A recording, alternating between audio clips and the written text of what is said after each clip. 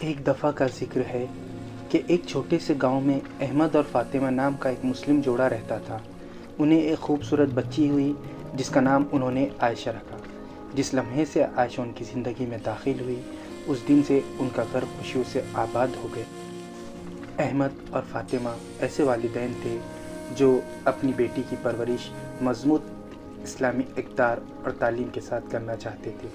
وہ چاہتے تھے کہ وہ مہربانی، شفقت اور ایمان کی اہمیت کو سمجھ کر بڑی ہو۔ ان کا ماننا تھا کہ ہر بچے کی زندگی میں ایک منفرد سفر اور مقصد ہوتا ہے۔ وہ عائشہ کی دریافت میں مدد کرنے کے لیے پرعزم تھے۔ جیسے جیسے عائشہ بڑی ہوتی گئی، وہ اپنے ارد گرد کی دنیا کے بارے میں اس کی جستجو بڑھتی گئی۔ وہ اکثر اپنے والدین سے اللہ اور رسول صلی اللہ علیہ وسلم اور اسلام کی تعلیمات کے بارے میں فکر انگیز سوالات پوچھتی تھی۔ احمد اور فاطمہ نے پیار سے اس کے استفسارات کا جواب دیا، اسے اپنے عقیدے کی تلاش کرنے اور اس سے سیکھنے کی ترغیب دی۔ ایک دن عائشہ کو ایک مشہور مسلمان سائنسدان کے بارے میں ایک کتاب نظر آئی جس نے حیرت انگیز انکشافات کیے تھے۔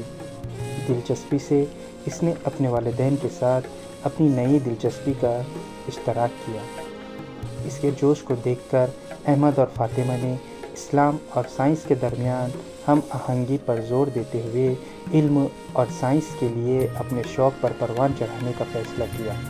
وہ عائشہ کو مقامی مسجد لے گئے جہاں ان کی ملاقات ایک امام سے ہوئی جو مذہب اور سائنس دونوں میں علم رکھتے تھے۔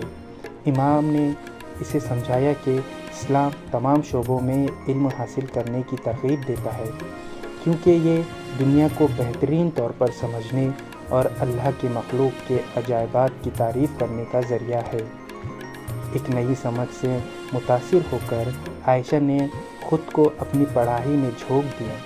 اس نے اپنی تعلیمی سرگرمیوں میں شاندار کارکردگی کا مظاہرہ کیا، چاہے وہ ریاضی، حیاتیات یا طبیعیات میں ہو۔ عائشہ نے محسوس کیا کہ اپنی سائنسی تحقیقات کے ذریعے وہ کائنات کے پیچیدہ ڈیزائن اور اللہ کی حکمت کے لیے گہری تعریف حاصل کر سکتی ہے۔ عائشہ کی کامیابیوں پر کوئی توجہ نہیں دی گئی۔ اسے ایک باوقار یونیورسٹی میں پڑھنے کے لیے اسکالرشپ سے نوازا گیا، جہاں اس نے اپنے عقیدے پر ثابت قدم رہتے ہوئے اپنے سائنسی کوششوں کو جاری رکھا۔ سیکھنے کے لیے اس کا جذبہ اور اس کے لیے مذہب کے لیے اس کی لگن نے چمک دمک دی اور وہ اپنے ساتھیوں کے لیے تحریک کا ذریعہ بن گئی۔ جیسے ہی عائشہ نے اپنے پیشہ ورانہ سفر کا آغاز کیا، اس نے اپنے علم اور ہنر کو معاشرے میں بامعنی طریقے سے حصہ ڈالنے کے لیے استعمال کیا۔ اس نے عالمی چیلنجوں کے اختراعی حل تلاش کرنے کے لیے انتھک محنت کی، ہمیشہ انصاف، ہمدردی اور اسلام کی تعلیمات کے اصولوں کی رہنمائی حاصل کی۔ برسوں بعد عائشہ کی خدمت کو بین الاقوامی سطح پر تسلیم کیا گیا۔ وہ ایک مشہور سائنسدان بن گئی جو نہ صرف ان کی کامیابیوں کے لیے قابل احترام تھی بلکہ دنیا کو ایک بہترین جگہ بنانے کے لیے ان کی غیر منتزل ایمان اور عزم کی بھی تعریف کی گئی۔ اپنے کام کے ذریعے اس نے یہ ظاہر کیا کہ مسلمان ہونا اور علم کے حصول ایک دوسرے کے ساتھ چلتے ہیں اور یہ کوئی بھی اپنی اقدار پر قائم رہتے ہوئے کامیابی کی تکمیل پا سکتا ہے۔